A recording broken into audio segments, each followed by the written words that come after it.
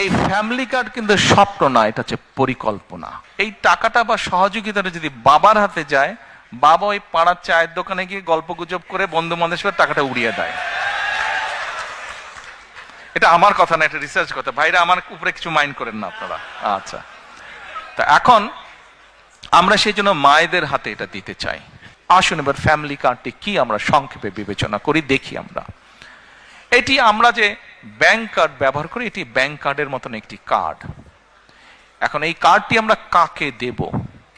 এই কার্ডটি আমরা দেব বাংলাদেশে এই মুহূর্তে অ্যাভেলেবল যত ডাটা আছে, সেই ডাটার ভিত্তিতে আমরা দেখেছি বাংলাদেশে 4 কোটি পরিবার আছে। সেটি আমার পরিবার, আপনার পরিবার, একজন কৃষকের পরিবার, একজন ইমামের মসজিদের ইমাম সাহেবের পরিবার, একজন প্রাইমারি স্কুল শিক্ষকের পরিবার, একজন ক্ষুদ্র মুদির দোকানদার, একজন রিক্সা চালক, ভ্যান চালক, যেভাবেই আপনি ধরেন বাংলাদেশে 4 কোটি পরিবার আছে। আমরা প্রথমে এই কার্ডটি দেওয়া শুরু করব গ্রাম থেকে, যারা মোর ডিজার্ভ করে। আচ্ছা, এই কার্ডটি আমরা দিব পরিবারের যে গৃহিণী, পরিবারের যে কর্ত্রী বা হাউস ওয়াইফ, আমরা তাকে এই কার্ডটি দেব। আচ্ছা, আস্তে তালি পরে তালিয়া পরে কার্ডটি আমরা তাকে দেব। দেখুন, দেশনেত্রী বেগম খালেদা জিয়া দেশের অর্ধেক যে নারী সমাজ, তাদেরকে উনি শিক্ষার আলো পৌঁছে দিতে চেয়েছিলেন। বহুলাংশে আলহামদুলিল্লাহ আমরা সফল হয়েছি। আজকে যদি আমরা স্কুল কলেজগুলো দেখি, আমরা দেখি যে ক্ষেত্র বিশেষে ছেলেদের থেকে মেয়েদের এনরোলমেন্ট অনেক বেশি। শিক্ষা দীক্ষায় বিভিন্ন জায়গায় মেয়েরা অনেক এগিয়ে গিয়েছে। নেপোলিয়ন বলেছিল, আমাকে শিক্ষিত মা দাও, আমি তোমাদেরকে শিক্ষিত জাতি দেব।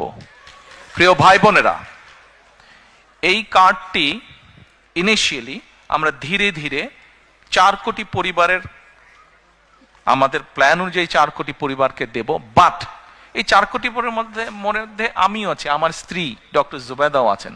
কিন্তু ডক্টর জুবাইদা এই কার্ডটি নেবেন না। কেন?